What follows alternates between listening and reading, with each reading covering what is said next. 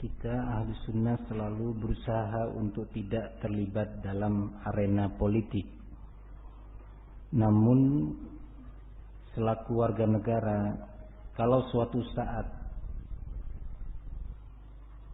mau tidak mau atau mungkin mau tidak mau mungkin tetap terseret pada masalah politik, akan terseret kepada masalah politik. Seperti misalnya pada kondisi yang ada di Mesir sekarang. Apa yang terjadi di Mesir? Penurunan presiden. Kenapa diturunkan? Kenapa diturunkan? Dianggap zalim oleh rakyatnya. Terus setelah itu diturunkan, sudah. Dalam proses.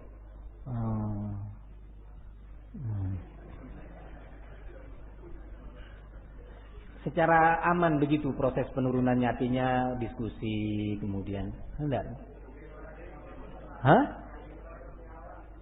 100 orang nyawa orang lebih. Subhanallah. Iya.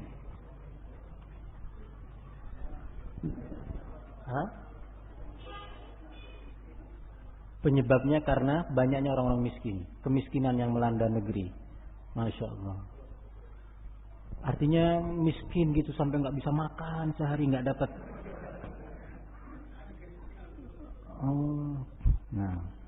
Miskin seperti dulu sahabat mau berbuka nggak dapat makanan, berbuka puasa nggak dapat makanan. Iya. Ya subhanallah. Kesian ya miskin. Lah iya, miskin katanya. Subhanallah. Miskin mana sih kita dengan sahabat Nabi? Ya, nggak bisa dibanding. Iya. Sahabat Nabi sering disampaikan di dalam berbagai acara, disampaikan di dalam beberapa kitab-kitab hadis yang menceritakan sebagian mereka itu ya mau berbuka puasa, buka loh ini, puasa mau berbuka, nggak punya makanan untuk berbuka. Sampai ketika datang ke rumahnya di suatu hari, salah seorang sahabat tanya kepada istrinya, ada makanan untuk saya berbuka puasa? Nggak ada katanya. Kata istrinya, sebentar saya carikan ya ke rumah saudara-saudara yang lainnya makanan berbuka. Si istri juga wanita yang salihah, nggak kemudian makanya kerja yang betul itu.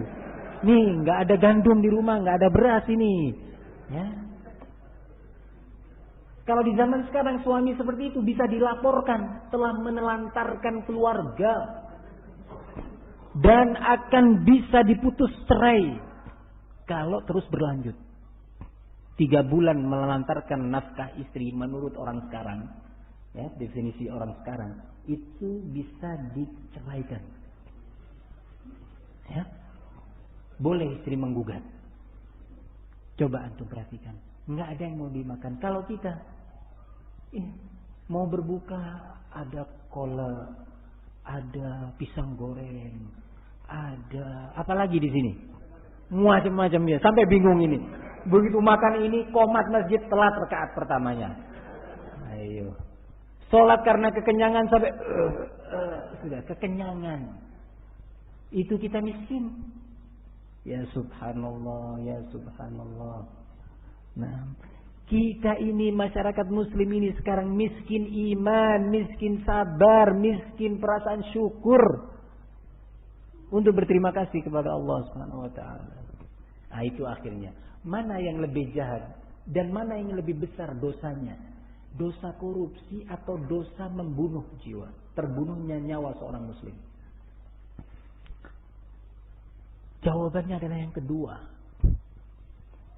Tertumpahnya darah satu orang muslim itu adalah dosa besar yang melebihi dosa pencurian atau yang semisalnya adalah korupsi atau menelantarkan hak masyarakat.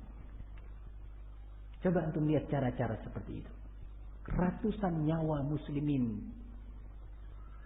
dan darah mereka tertumpah Nah, dan masyarakat atau tipe rakyat yang seperti ini, yang tidak mau bersyukur dan berterima kasih, mengoreksi dirinya dan ibadahnya, gampang untuk ditunggangin oleh musuh-musuh negara. Coba, bisa dijadikan alat orang-orang seperti ini. Itu lihat, mana fasilitas ini, bagaimana pendidikan, kalau kita sakit, gimana bayar lagi, bayar ini, pajak itu, dimanfaatkan oleh para provokator. Sampai suasana itu menjadi panas. Ya. Barakallahu fikum. Kalau sudah pemerintah bertindak represif, bertindak dengan tindak kekerasan, maka akan ada suara lain yang menekannya. Ya. Suara lain dan kekuatan lain yang menekan dia. Kekuatan barat. Ya. Barakallahu fikum. Maka ikutilah cara-cara Rasul. Bagaimana kalau itu terjadi di negeri kita? Ya, kita di rumah, dari rumah ke masjid, dari masjid ke rumah, ya, menghindarkan fitnah, menjauhkan diri kita dari fitnah-fitnah seperti itu. Ikutilah sunnah Rasulullah SAW. Bagaimana sikap yang semestinya seorang rakyat yang beragama Islam, yang Muslim terhadap pemerintahnya yang zalim.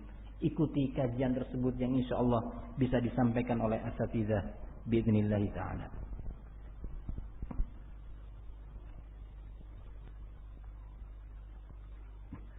Apa bantahan terhadap slogan atau semboyan boleh atau harus terjun dalam pemilu karena khawatir nanti orang-orang kafir yang akan menang dan menjadi pemimpin? Nah, enggak, insya Allah.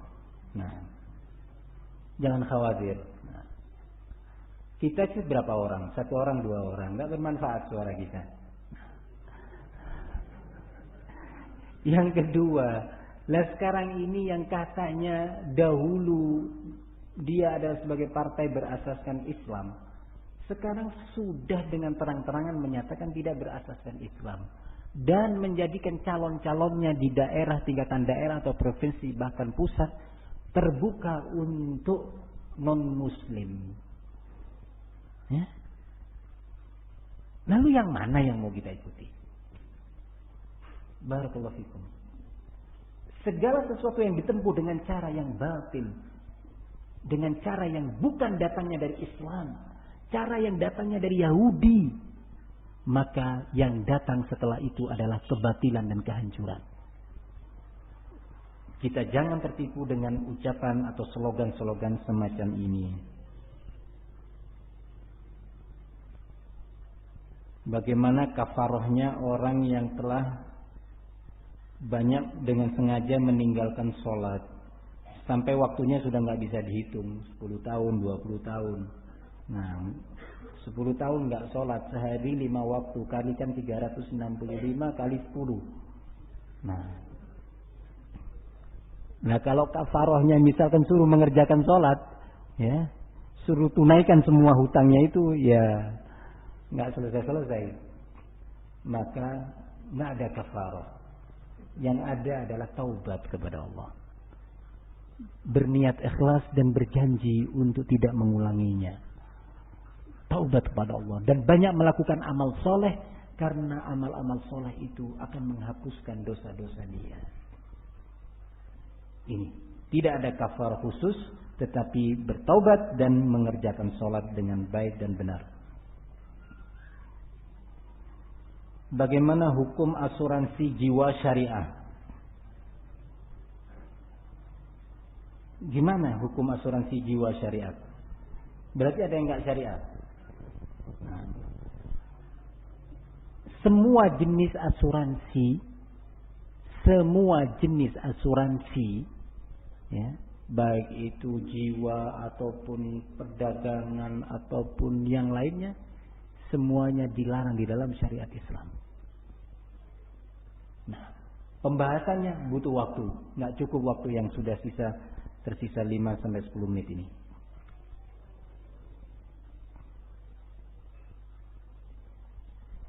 Apa hukum memakai cadar? Hukumnya sebagian ulama menyatakan wajib dan ini yang rajih, yang kuat. Sebagiannya menyatakan mustahab. Ya, sebagiannya menyatakan mustahab. Nah, namun yang rajih, yang kuat adalah wajah dan telapak tangan wanita adalah wajib untuk ditutup karena itu adalah aurat. Nah, wallahu a'lam bishawab. Masih ada beberapa pertanyaan, insyaallah dijawab di waktu yang lain. Kita cukupkan kajian kita di siang hari ini. Semoga yang sedikit kita pelajari ini Allah jadikan sebagai amal ibadah yang diterima di sisinya. Kurang lebihnya saya mohon maaf. Wassallallahu wasallam wa barak ala nabiyina Muhammad wa ala alihi wa sahbihi wasallam walhamdulillahi rabbil alamin.